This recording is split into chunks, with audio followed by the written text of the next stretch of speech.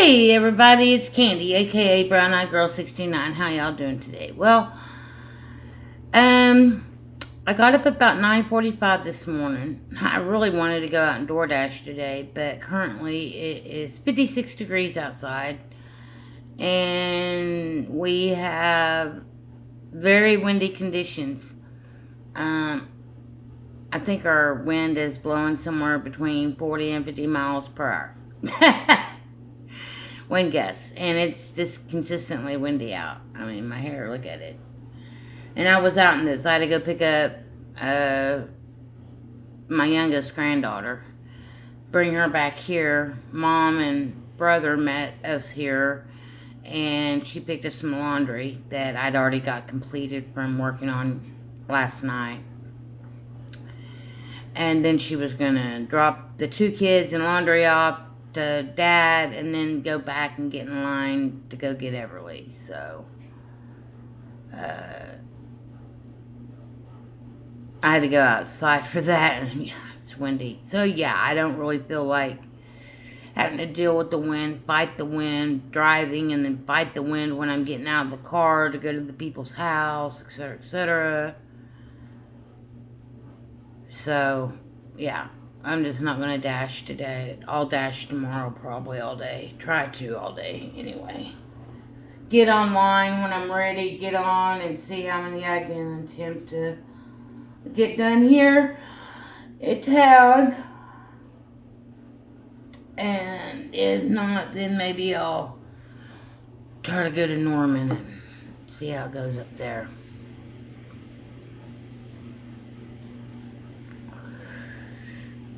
I guess I need to try to run down to that liquor store and see if they're still looking for help.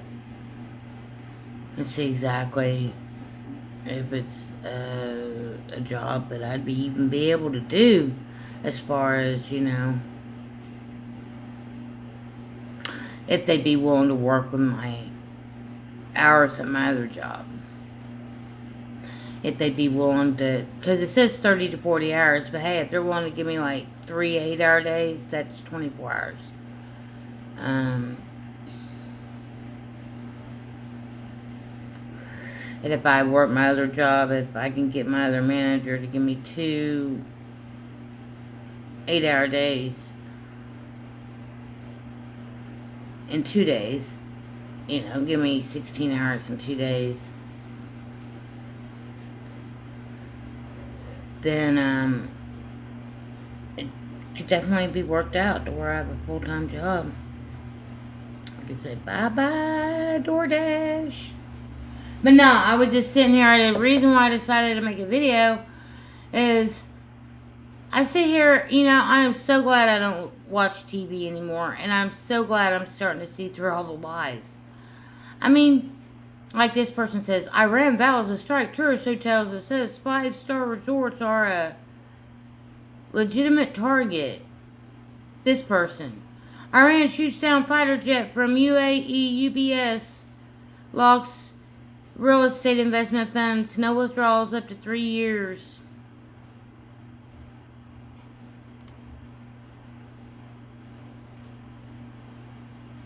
See what else we got going on.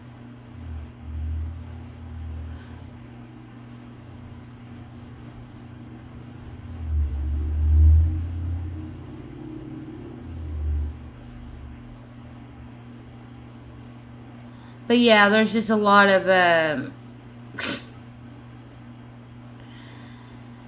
crazy things, you know. People believe, and they don't even investigate it. They don't even investigate to find out if it's true or not. They just assume it's true because the TV told them it's true. Like I was saying, it's Hollywood. Hollywood. Everything's made in Hollywood.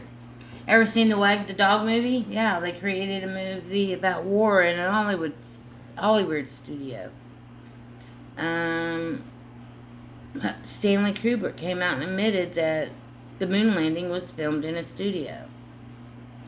He told the truth in his movies.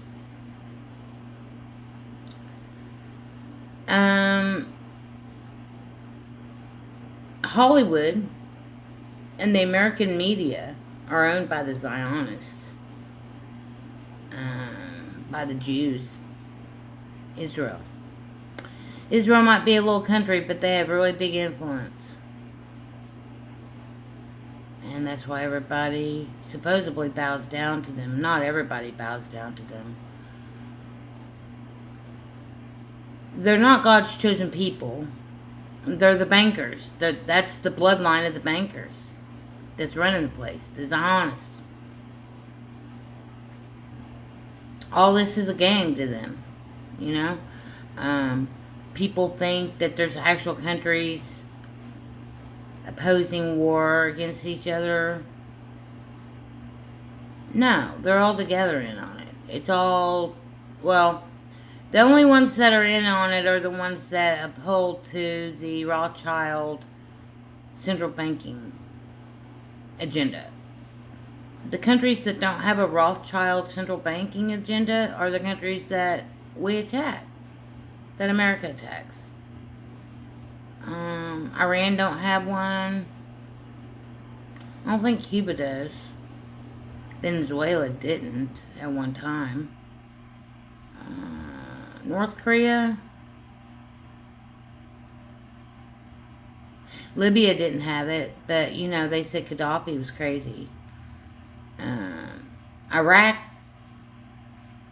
they claimed that Saddam had weapons of mass destruction and that he was, committing all these horrible crimes on his people.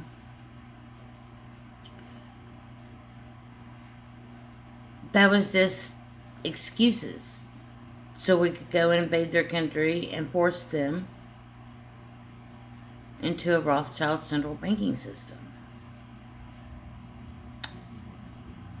So it's not necessarily, that is the plague on the world, is the Rothschild central banking system. That's the plague. It's nothing else other than that. And those that are in favor of that type of regime and those that aren't in that favor of that regime. And those that aren't in the favor of it, they're the ones that get attacked. They're the ones that America chooses to go to war with based off other excuses that they give the general public.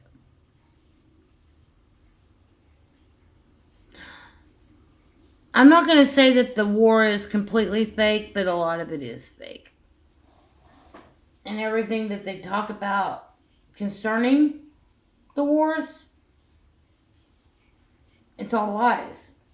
It's all propaganda. It's all to keep you enslaved. They want to enslave your mind. If they can enslave your mind, then they got the rest of you already enslaved. But if they can't control your mind, then they can't control you. That's how I see it. Nobody's going to control me. I mean, I'm going to adhere and uphold to rules for my own safety purposes, as far as, like, you know, I'll make sure I have a driver's license, but it's not the real ID, but it's a basic driver's license. I'll make sure I have my car insurance, you know. I'll make sure I get my tag every year. Things like that. But as far as, like, devoting myself to one party over the other, or to say that my country is better than any other country on this, in this realm that we live in, or that white people are better than these people, or blah, blah, blah, blah, blah. I don't hear none of that garbage. I'm an agnostic atheist, but if people want to believe in a God, I guess that's their right to do so. If these people want to believe that this God's going to come down and save them, well, I guess that's their right to believe in that, but that doesn't make it real. It doesn't mean anything's going to happen just because you be live in it, you know?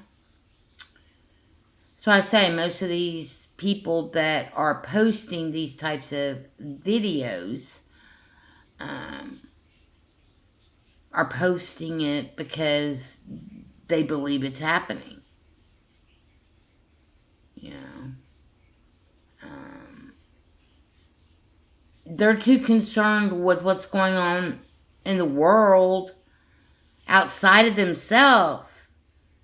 Yet they preach that it's all about Jesus. They preach that it's all about internalness. Yet they're the ones that are fearing all these things. They're the ones that are, you know, they say they have faith that God's coming to get them. But deep down inside, they're scared. Because what happens, what's going to happen to these people the longer time goes on and the longer things escalate and their God hadn't showed up yet? What then? You know? Me, I've already accepted the fact that there is no God. There might be a higher frequency. There might be a higher vibration that gives life to all.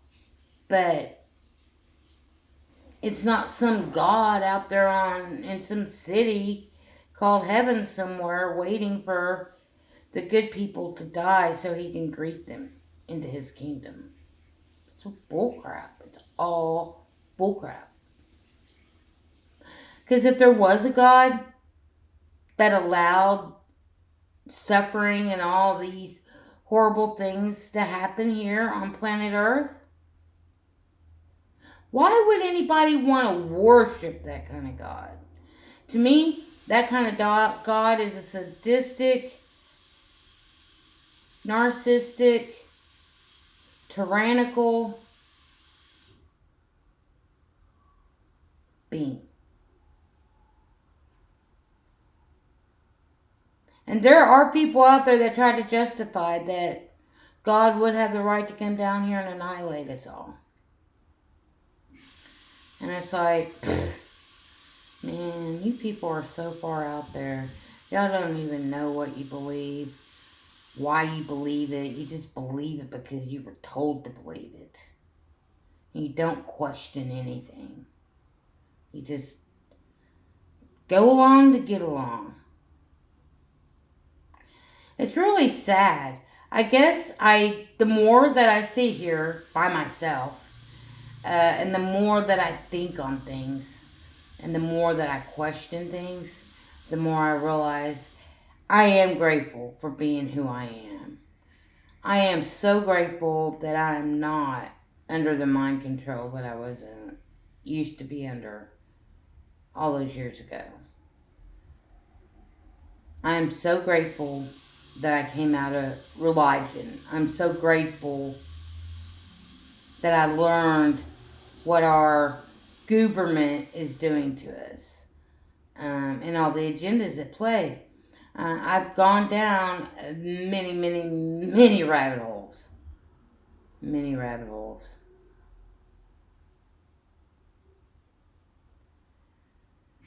And there's still a lot of rabbit holes to go down. But I don't really feel like it's necessary for me to go down those rabbit holes anymore because I've gone down enough. They're all pretty much the same. They all have twists, turns, dead ends, and some that go on forever with no end in sight.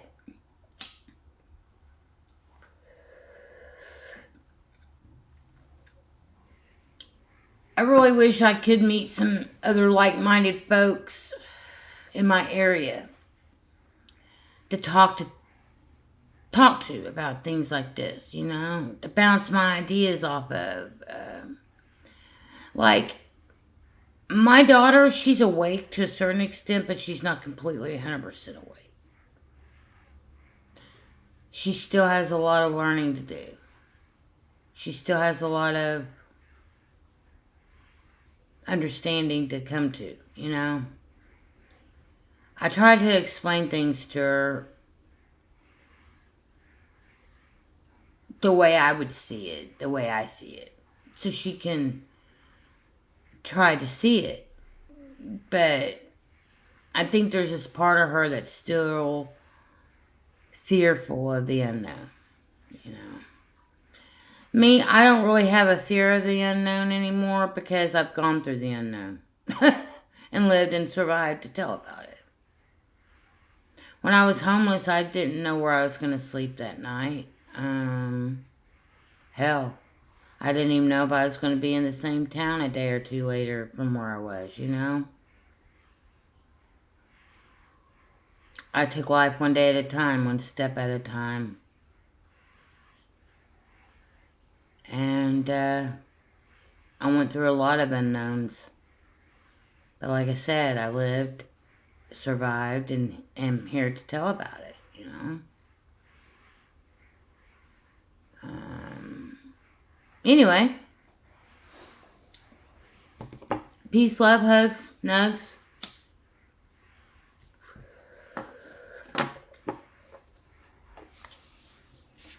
Today is day 85 of year 1. And, no, wait. No, it's not. I don't know why I said that. Stop. Reverse. Rewind.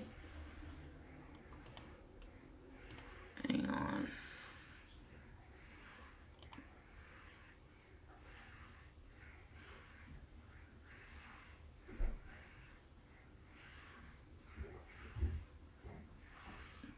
Okay, today's day 86 of year 1.